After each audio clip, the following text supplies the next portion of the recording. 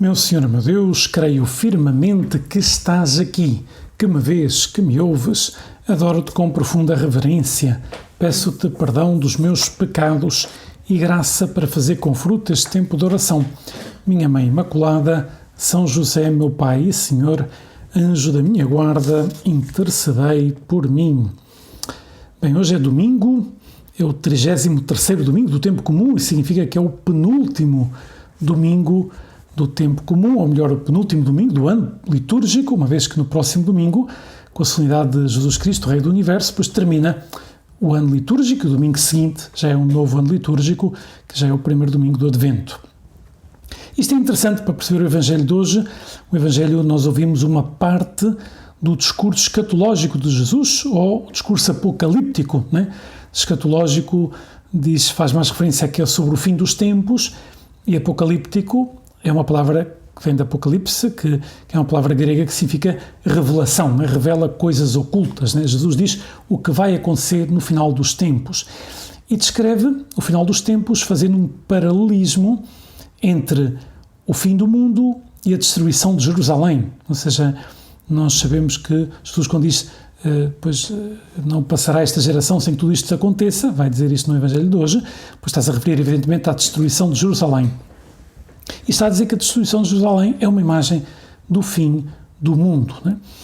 Podia parecer, e algumas vezes algumas pessoas parece, que estas palavras de Jesus no Evangelho de hoje pois são palavras deprimentes ou catastróficas, uma vez que falam do fim do mundo. Mas não é verdade. Não é verdade. As palavras de Jesus, e se lemos o Evangelho, ouvimos o Evangelho com atenção, por um lado são um apelo à esperança e por outro lado são um apelo à vigilância. Ou seja, o fim do mundo virá quando tiver que vir, e virá o Filho do Homem com todo o seu poder e glória sobre as nuvens, ou seja, é o próprio Jesus, virá julgar os vivos e os mortos, e o seu reino não terá fim. Por isso é um apelo à esperança. O cristão sabe que este mundo é passageiro, sabe que neste mundo às vezes parece que o mal triunfa, que o bem fracassa, mas nós sabemos que isso não é assim.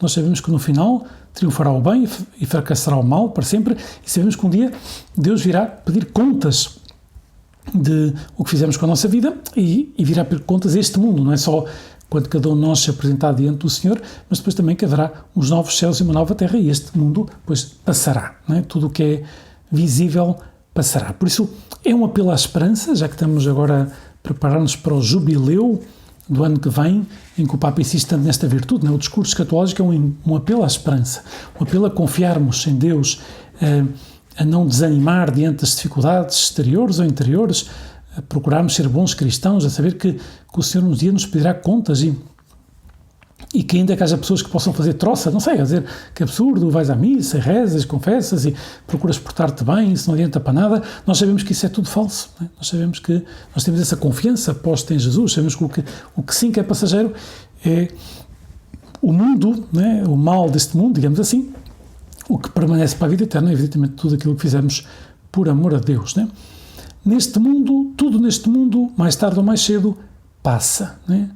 O céu e a terra passarão, mas as minhas palavras não passarão. Jesus, são palavras que ouvimos no Evangelho de hoje, né?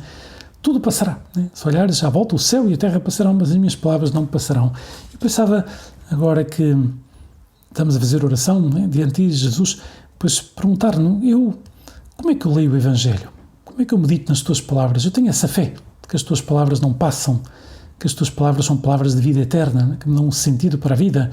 E por isso a conversão passa sempre por ouvir melhor o Evangelho, por pensar o que é que tu, Jesus, me queres dizer com estas palavras, né? Que escolho eu na minha vida? O que passa ou o que não passa? O visível ou o invisível? Claro que aqui temos um problema, uma tentação, que é a tentação de agarrar-nos ao que vemos, porque é o que vemos, o visível, os bens materiais, e esquecer o que não vemos. Nós não vemos a Deus, nós não vemos a graça de Deus, nós não vemos como a caridade é o mais importante, não vemos, sabemos isso pela fé, não é? E claro, agarrar-nos ao visível, esquecer o invisível, é uma tentação, e é uma tentação que não estão sujeitos só os pagãos, estamos sujeitos nós também cristãos, né? Por isso é que necessitamos tanto, em primeiro lugar, rezar, né? Quando rezamos, reparem, nós não rezamos para sentir-nos melhor, ou não rezamos para não sei, uma técnica para afastar as dificuldades, né? Nós rezamos para manter esse contacto com Deus, que é invisível, que nós não vemos, mas que sabemos que existe e que está connosco. Este rezar nos ajuda a não viver para o visível, né? A não esquecer o invisível. A oração tem essa vertente muito importante, né? Por isso, a não deixar-nos enganar pelo passageiro, a não esquecer o eterno. Jesus, peço-te agora, neste tempo de oração, que eu não construa a minha vida sobre a areia. O que é construir a vida sobre a areia? É pôr como fim da minha vida o que passa. Jesus usou umas palavras muito claras nesse sentido. Dizia no Evangelho que importa o homem ganhar o mundo inteiro se vier a perder a sua alma. Que importa o homem triunfar na vida, né? Que tudo lhe corra bem, humanamente falando, mas se depois não cumpre a vontade de Deus, né? Se depois perde a sua alma, se depois não salva a sua alma, se depois não chega ao céu. E a resposta é óbvia. Jesus levanta a pergunta, mas a resposta é óbvia, não importa para nada. É uma perda de tempo. E há tanta gente por aí que põe muito esforço por alcançar ideais meramente humanos. Tu e eu temos de ter bons ideais, mas atenção, não podem ser meramente humanos. Temos que fazer as coisas não que nos apetecem ou somente, digamos assim, e muitas vezes podem nos apetecer coisas que até afastam-nos de Deus e por isso temos de dizer que não. Mas temos é que cumprir a vontade de Deus. Ter grandes ideais, mas por amor de Deus e por amor ao próximo, vivendo a caridade, fazendo as coisas com essa visão de eternidade, nunca com uma visão meramente humana, né? Porque se fazemos as coisas só por motivos humanos, se fazemos as coisas só para alcançar ideais humanos, isso tudo virá abaixo, né? Pois o céu e a terra passarão, as minhas palavras não passarão. Jesus disse ao olharem para o templo de Jerusalém, ao falar da destruição do templo, Jesus diz, não ficará pedra sobre pedra. Porquê? Porque é algo humano. E tudo o que é humano virá abaixo. Por isso, temos que olhar para o eterno. E há algo que nunca acaba. Jesus nos diz que tudo passará, né? Ele até, a uma certa altura, que na carta aos Coríntios, São Paulo diz que a fé, a esperança e a caridade são grandes virtudes, as virtudes teologais, mas que a fé e a esperança passarão, mas a caridade permanecerá para sempre. É evidente, não é? A fé, nós não necessitaremos de fé no céu, porque já veremos a Deus cara a cara. Nós não necessitaremos de esperança de chegar lá, porque já lá estaremos, mas a caridade permanece. O que fizemos por amor de Deus, por amor ao próximo, isso permanece para sempre, isso não acaba nunca.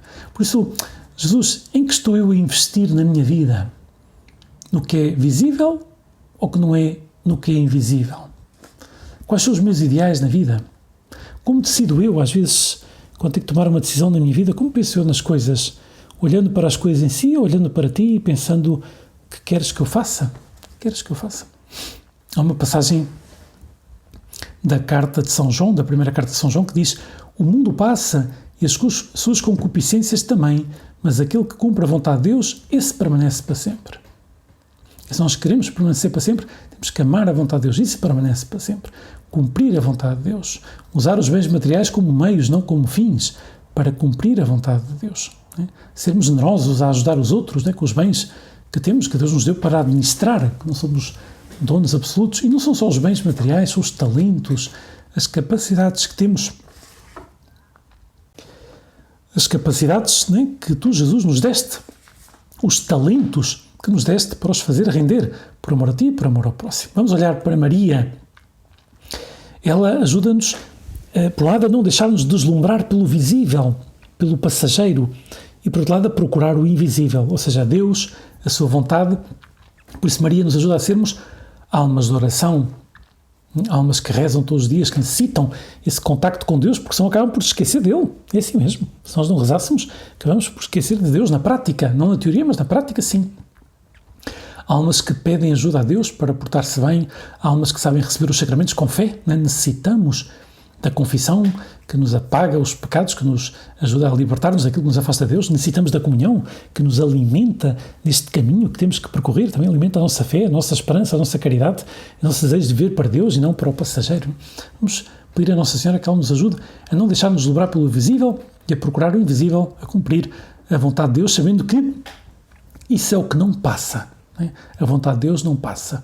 O mundo passa, as suas concupiscências também, mas aquele que cumpre a vontade de Deus, oxalá, sejamos tu e eu, esse, cada um de nós, permanecerá para sempre, se luta por cumprir a vontade de Deus nesta vida. Dou-te graças, meu Deus, pelos bons propósitos afetos e inspirações que me comunicaste nesta meditação. Peço-te ajuda para os pôr em prática. Minha Mãe Imaculada, São José, meu Pai e Senhor, anjo da minha guarda, intercedei por mim.